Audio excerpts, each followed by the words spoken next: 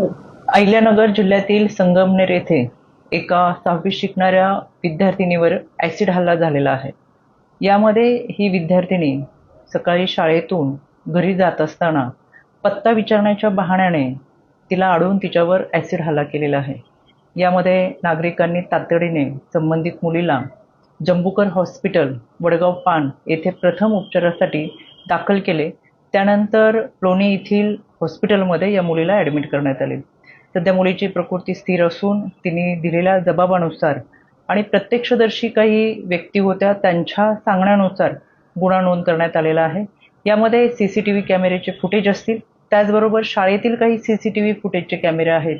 एकत्रित त्याची पाहणी करण्यासाठी पोलिसांनी पथक नेमलेले आहे. यामध्ये आरोपीचा लवकरच तपास करावा यासाठी राज्य महिला आयोगाच्या वतीनं सूचना देण्यात आलेल्या आहेत. यामध्ये तपास अधिकारी प्रवीणजी साळुंके हे व त्यांची संपूर्ण टीम आरोपीच्या शोधासाठी रवाना झालेले आहेत. यामध्ये तातडीने कारवाई करावी अशा सूचना राज्य महिला आयोगाच्या वतीनं देण्यात आलेल्या आहेत.